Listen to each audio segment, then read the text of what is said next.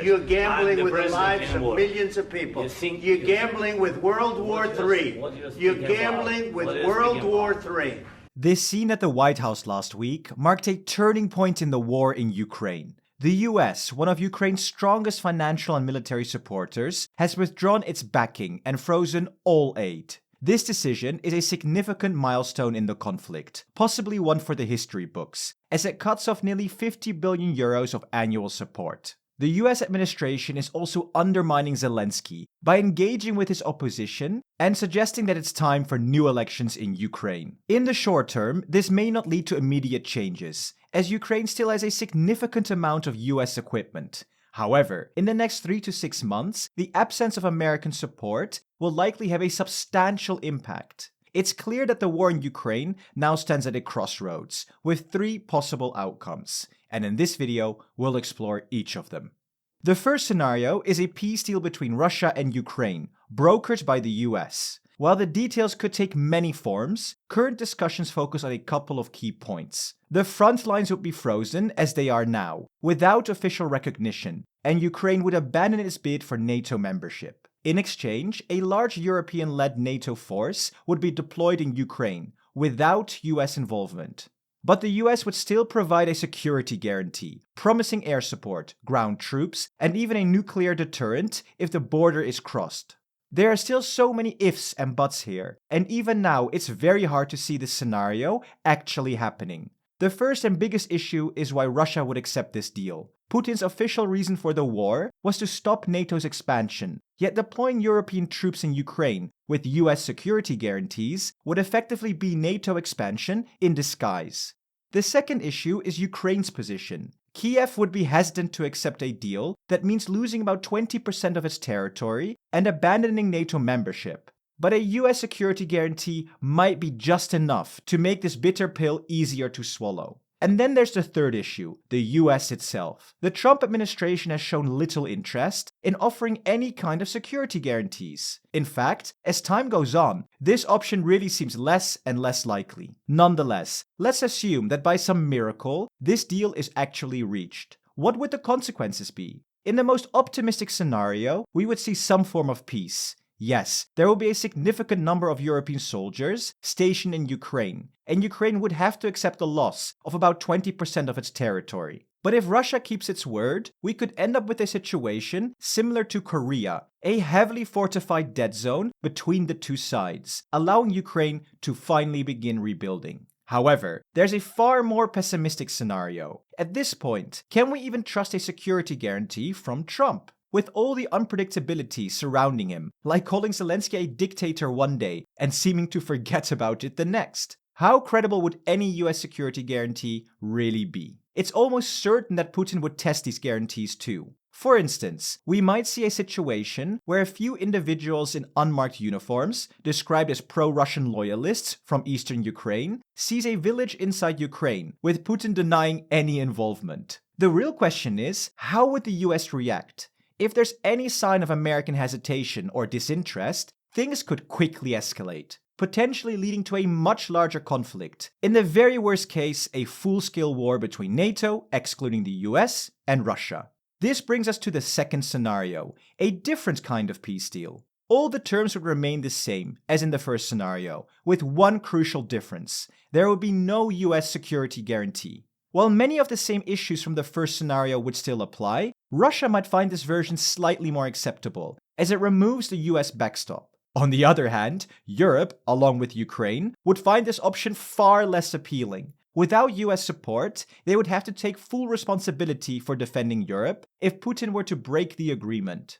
We see this scenario as unlikely too, but let's assume the deal is made. What are the consequences? Much like in the first scenario, the optimistic view is that if Putin keeps his word, we could see some form of peace. But unlike the first option, the deterrent against Russia will be significantly weaker. This could make it more tempting for Russia to test the resolve of the European peacekeeping force.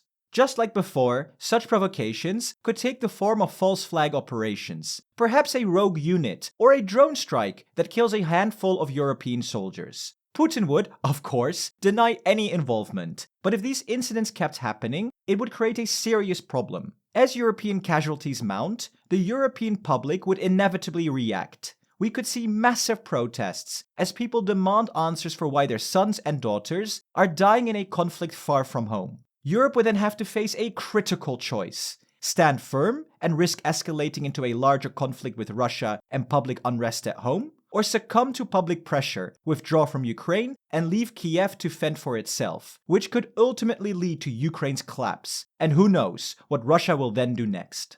Now, before we dive into the third scenario, have you checked out our Patreon? Our members of parliament get to vote on our video ideas directly on our Discord, and the winning topic actually gets made into a video right here on this channel. Plus, we're turning this into a weekly event, so you'll have a real say in the direction of the channel. It's also a huge help in keeping us independent and creating these videos. You can find the link in the description below. And to all our existing Patreons out there, and the new ones that joined last week, thank you so much for your support. Then there's the third scenario: no peace deal at all. This could happen if Ukraine rejects the terms, if Russia refuses to agree, or even if Europe decides against sending peacekeepers without US security guarantees. If no deal is reached, the conflict would continue, with Europe potentially stepping up its support to compensate for the loss of US aid. However, by the summer, this would put Ukraine in a very difficult position. The issue isn't just about the money the US provided, it's the loss of American equipment and intelligence that would hit the hardest. Right now, one of the reasons Russia can't move its artillery closer to the front lines is the risk of being taken out by US weapons and intelligence, relayed via systems like Starlink. And then there's the US Patriot system, which helps protect Ukrainian cities. Without all of this gear and secure communications, Russia could advance its artillery and strike deep into Ukrainian territory and could cause massive damage. This could spell disaster for Ukraine and lead to a potential Russian breakthrough, which might even result in Ukraine's collapse. And if that happens, it could open the door for Russia to set its sights on further targets. But if Ukraine, brave as they are, manages to hold on with a massive increase of European support, another scenario could unfold. In the next months and years, Europe will spend billions more on defense, and over time will become a much stronger military power than it is today. If Ukraine can hold out long enough, Europe might be able to fill the gap left by the US, supplying the weapons and resources Ukraine needs. In that case, Russia could suffer such heavy losses without making significant progress that it might be forced to the negotiation table. And with a stronger Europe as deterrent, a peace deal might finally become possible. This is what I think. None of these options are particularly good. It's clear that Europe is hoping for the first scenario, where US security guarantees could help secure a peace deal along the current front lines. But to be honest, I just don't see how all the players would ever agree to something like that. Why would Russia allow a peacekeeping army into Ukraine? What's the incentive for them? It goes completely against what they want. In fact, Russia's foreign minister, Sergei Lavrov, has explicitly ruled it out. And without US security guarantees, I can't see Ukraine agreeing to anything either. So for me, scenarios 1 and 2 would require nothing short of a diplomatic masterpiece to become reality. And that leaves us with scenario 3, which as things stand, still seems the most likely. Ursula von der Leyen kind of said so herself. We have to put Ukraine in a position of strength, that it has the means to fortify and protect itself. From the economic survival to the military resilience. It's basically turning Ukraine into a steel porcupine that is indigestible for potential invaders.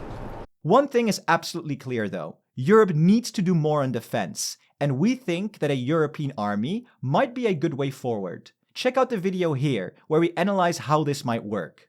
Also, let us know in the comments what you think of the video. And please consider becoming a member of the European Parliament on our Patreon to vote on our video ideas. Your contribution makes this channel possible. Thank you for watching, and thank you to our very generous presidents, Jan, Sjoukje, Christian, Peter, AJVD, BJ, and Unite Europe. You guys are awesome.